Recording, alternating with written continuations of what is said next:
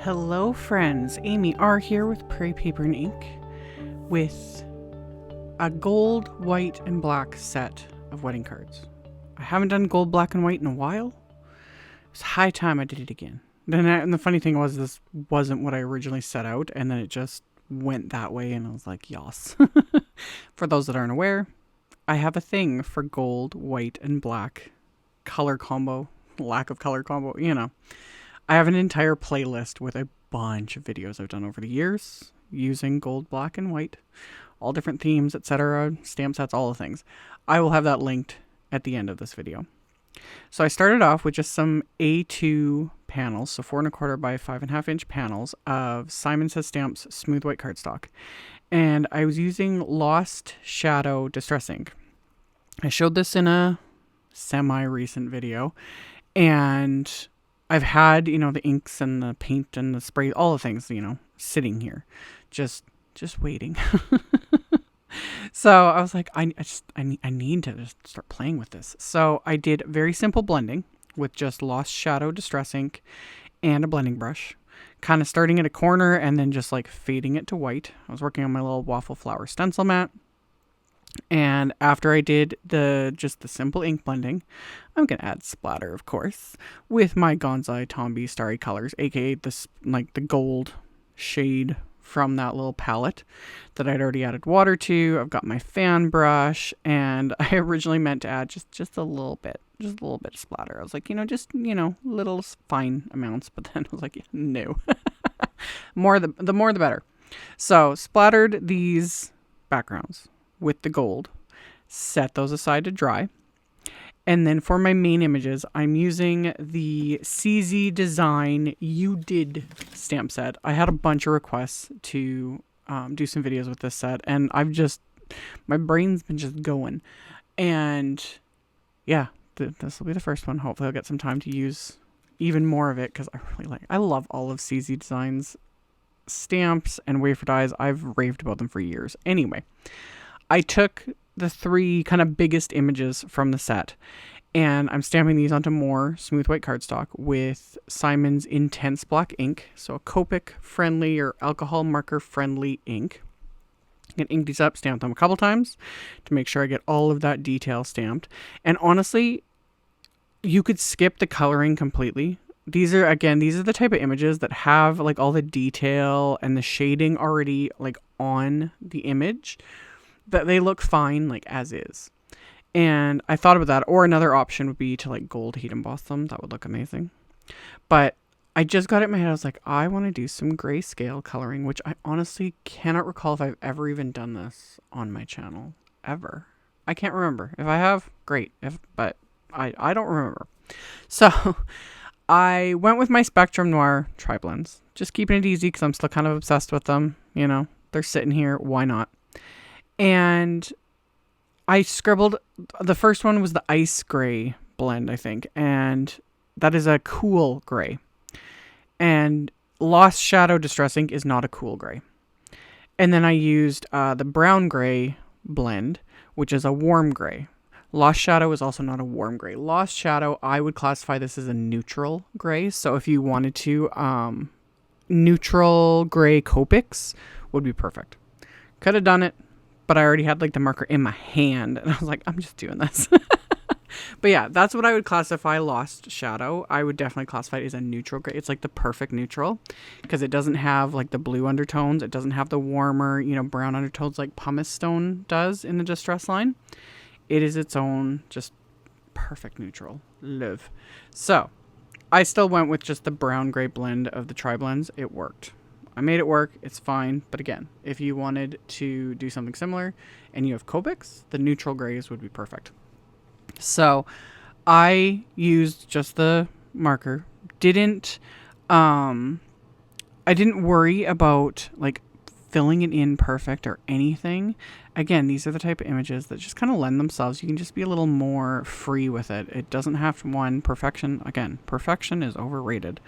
And two, it's just kind of nice. I just scribbled in a sense, using the light, the medium, the dark, and just adding, bits of detail, bits of shading here and there.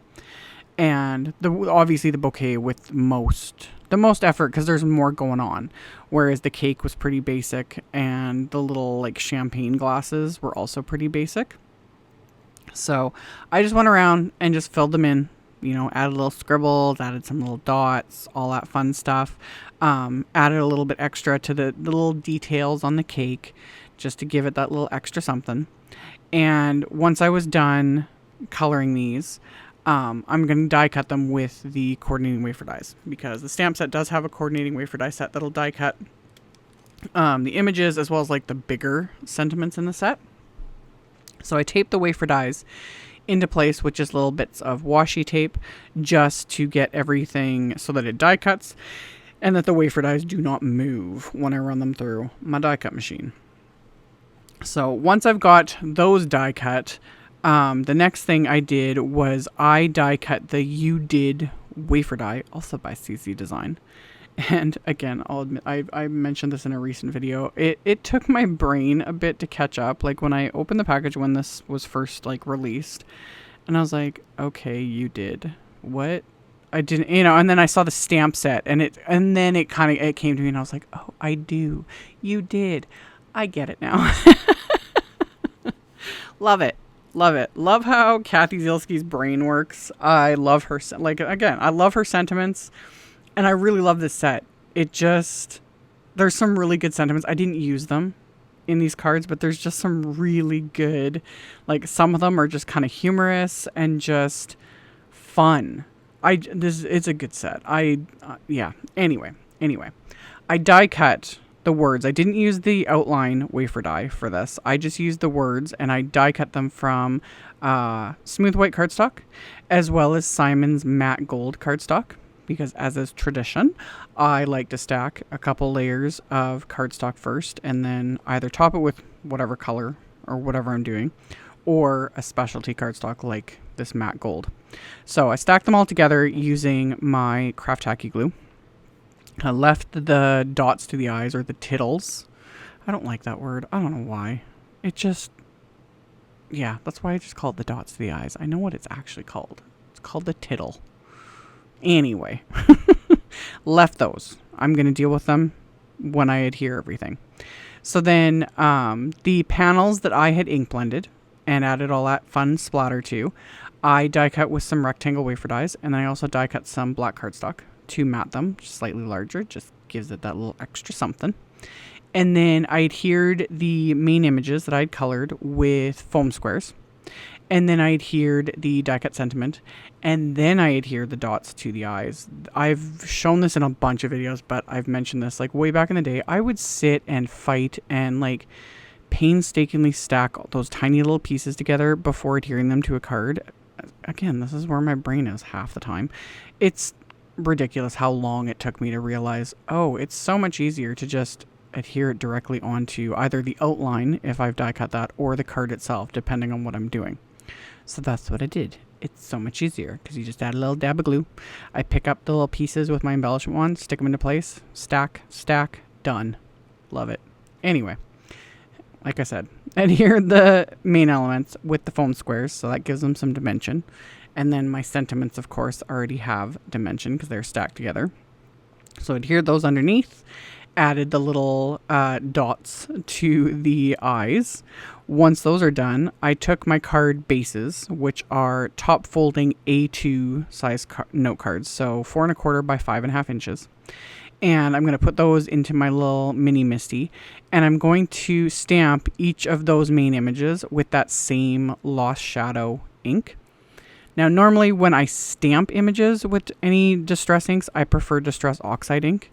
It stamps just better, but this is going on the inside of the card, and I knew it would just be fine, and it did. It stamped great.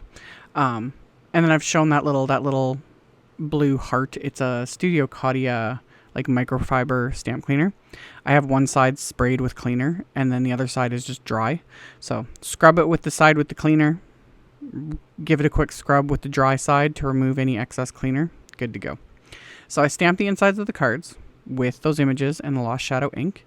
And then I took the Hello Marital Bliss stamp from the set, and I'm going to stamp that with VersaFine Clair Nocturne ink. And yeah, I'm literally looking at the stamp set as I'm doing this voiceover, and I'm just getting a kick out of some of these. I love the Senate, like, love is eternal, but a good couples counselor never hurts. Perfect. Again, chef's kiss. This is a good set. Anyway, after the insides were stamped, I adhered the panels to the outside.